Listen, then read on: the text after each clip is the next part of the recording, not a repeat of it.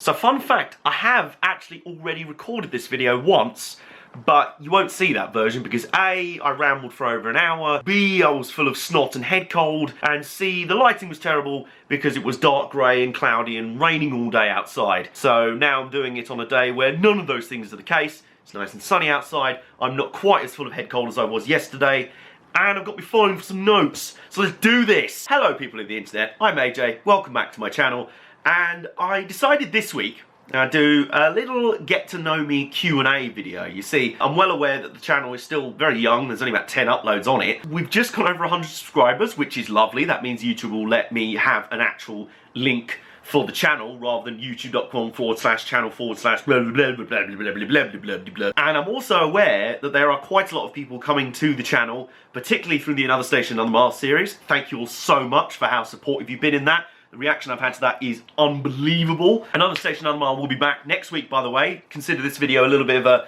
mid-series break. I'm well aware that a lot of you may have come from those videos, may have discovered the channel through that. You may not know, you may not have been a follower of my previous YouTube channels or anything else. You might be new to me and who I am and new to the channel. So, figure the best way to get past that, a little bit of an icebreaker if you will, is to do a little get to know me Q&A. I asked you all for your questions on Instagram and Twitter, both of which will be linked down in the description box below. Before we do that, let's do a few little basics. How rude of me. Let me just introduce myself. Hello, I'm AJ. Nice to meet you. That's a sort of internet handshake there. I'm 27 years old, I'm based in Kent, and I'm a freelance writer and journalist by day, and a vlogger and streamer by day.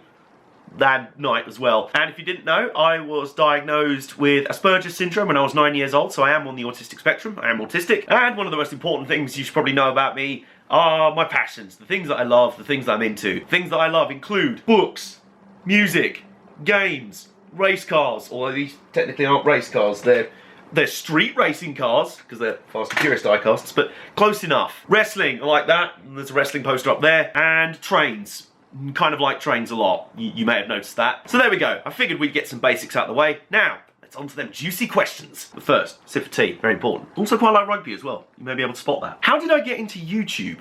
My first video on this channel, plug-to-plug, was actually a video explaining all my previous YouTube channels and endeavours. I'll link it up here for you. It was filmed last year when it was my 10th anniversary of being a YouTuber in some capacity.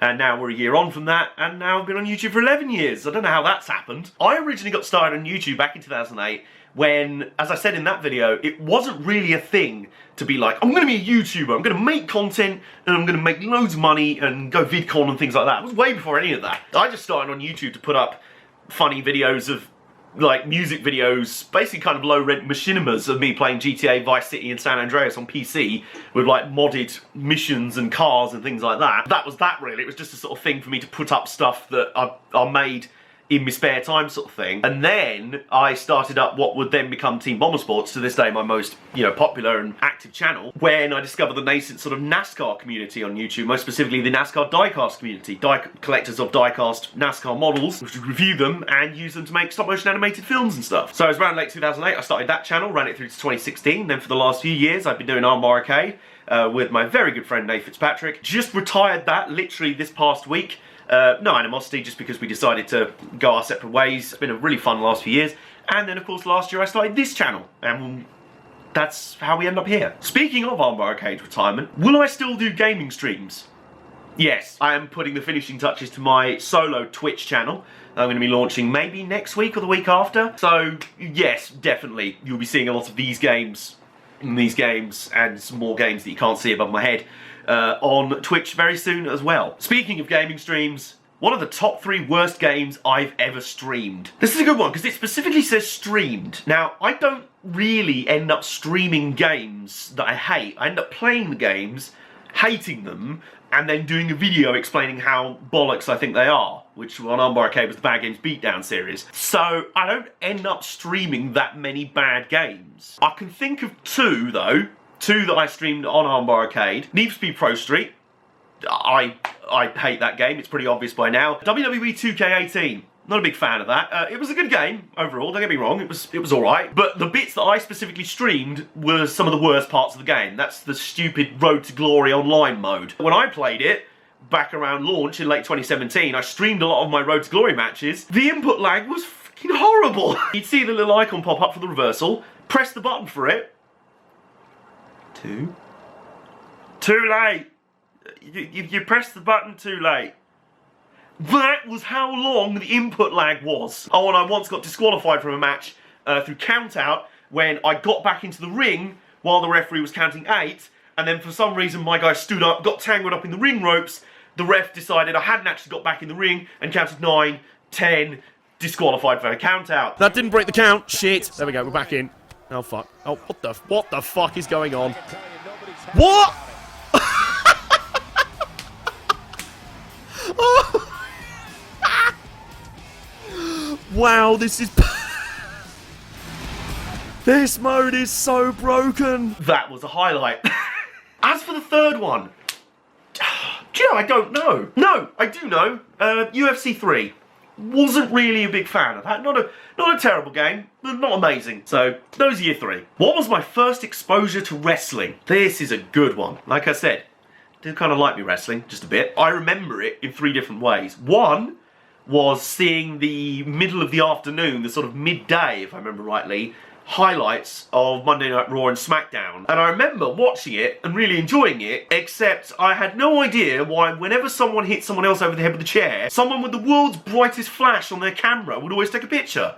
Uncanny timing. I don't know how they did that. And then a couple of times I sneakily stayed up late and watched the actual after Watershed version where no one was taking a photo when people got hit over the head with steel chairs. And I was like, oh, I get to see the chairs, and they don't cut out half of Steve Austin's promo because it's all full of F-bombs. Like, seriously, on the middle of the day version, most of Stone Cold Steve Austin's promos just sounded like an Eminem track on the radio. Just like every third word's muted. Now, one of the fans started chanting, what? It's like, what? We generally can't hear what you're saying because it's been bleeped out. I also remember going round to my cousin's house and playing with their wrestling figure. They had all the WWE figures at the time. I think they even had the ring and like the steel cage attachment and everything, so that was awesome. And the third exposure to wrestling I first remember was playing WWF SmackDown on the PlayStation 1. That was an awesome game. My favourite wrestling game is actually, where is it? There we go. This is the game that really cemented my love of wrestling. I think I've still got memory cards somewhere with all the creator wrestlers I made on this game. Ironically, I think I made a creator wrestler of Boris Johnson.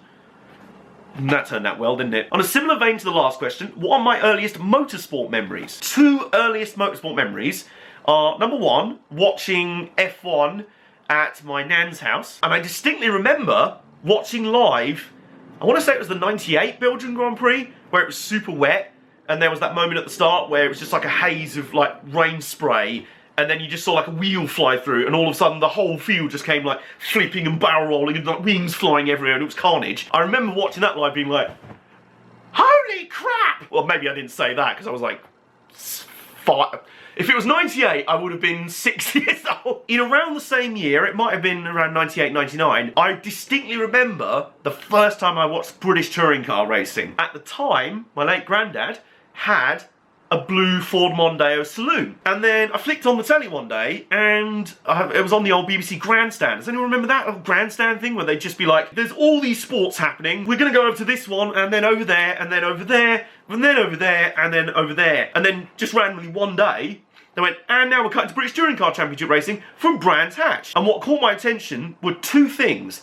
1, 2 blue Ford Mondeos were racing in the British Touring Car Championship, and I remember going, Grandad, why is your car racing on the TV? Bearing in mind, up until that point, I'd only seen F1 cars, which are like sort of steroidal spaceship insects. I wasn't used to the idea of just regular road cars driving around, but yet, here it was. Grandad's car was racing against like souped up Renault Lagunas and Nissan Primeras and things like that. It was great. And the other thing, the race happened to be at Brands Hatch, which my nan's house is very close to. So close to, if you stand in the back garden, you can hear the race cars from the track. So I remember hearing the commentators saying like, oh, they're going around the back of, you know, Dingdale and things like that now. And then running into the garden and hearing the noise of the engines drifting over the trees and being like, it's right there. It was so cool. I think that's what really drew me to it. Another wrestling related question here. Who is my favourite wrestler and why is it Viper? I don't really know why you get the idea that Viper is my favourite wrestler ever. I literally haven't the faintest idea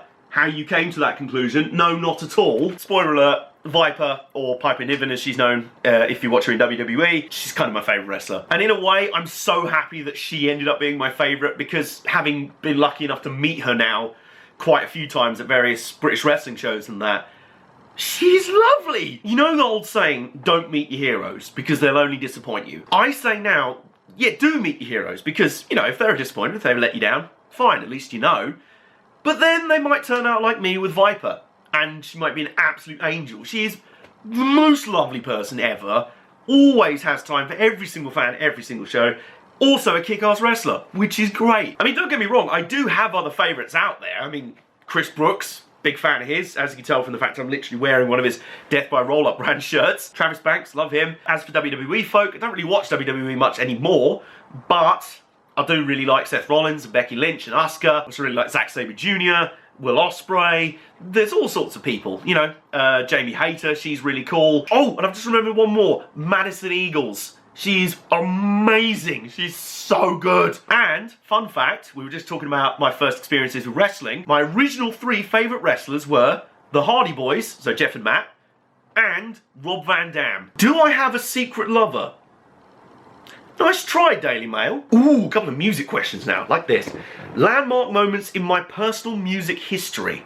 I don't know if that means my personal just listening to music history, or my personal playing of music history. I'm going to assume the former, in which case that would be, the first time would be when I was around 10, 11 years old, and my dad decided I was old enough to listen to his punk records in the car, and those included the Ramones, Rocket to Russia, and the first 2 UK Subs albums. And my previously S Club 7 loving self was corrupted into a punk kid for life. And speaking of classic punk bands, I remember when I was about 16, I just had this random summer where I just completely, obsessively listened to everything ever recorded by The Clash. And that's when they became my joint favourite band of all time, alongside Queen. I can't decide between the two. They both mean equally as much to me for very different reasons. And finally, you might be wondering, there's not been any train questions in this video. Surprise, mother trucker, there's one right at the end. And in fact, it's a 4-tiered question. What is my favourite steam locomotive, diesel multiple unit, and electric multiple unit? By the way, if you don't know what a multiple unit is, they're the sort of trains you get most common nowadays, like underground trains are this. They're just like coaches with motors, basically. So there's sort of a load of coaches sort of powered along. There's not a locomotive at the front of just some coaches being pulled along by the loco. It's just a set of coaches with their own little motors and things like that. So as for electric multiple unit, that's a good question. I don't really have an affinity for any of the ones I catch around where I live, because most of the time they smell of blocked up toilets and puke. It's not good. I guess my favourite EMU would be the 3-sig. I've ridden on a preserved one a few times on heritage railways. Funnily enough, there is no heritage railway in the country that can run electric trains. So if an electric train is preserved, it has to be hauled dead by an actual diesel or something. But I have still ridden on it, and I just thought it was really comfy in that. And I'm like, wow, this is an old train, and its seat's got spring to it. It's lovely. It's very nice. So probably that. DMU, good question. The Class 121, because it's nicknamed the Bobble Car. And it's quite cute and chonky, and it's just one little self-propelling coach sort of thing, just sort of trundling along, being like, "Hi, I'm here to pick you up." Diesel locomotive.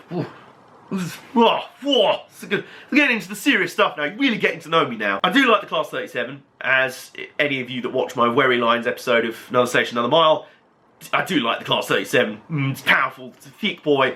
It's a thick, rumbly boy. Do like that. But my favourite diesel of all time is actually the 37's bigger cousin, sort of, because it's bigger and it has a bigger version of the same engine, the Class 50. So imagine the Class 37 noise, the noise and the rumble that makes, multiply that by God, and you have the Class 50, basically. And even more awesomely, they were named after old British Navy warships, which meant they had some amazing names like Defiance, Ajax, Warspite, Repulse, Renown, Hercules, Ark Royal, one of them was called Fearless. There was also one called Invincible, which would also be as awesome, except that that one crashed and fell over on its side.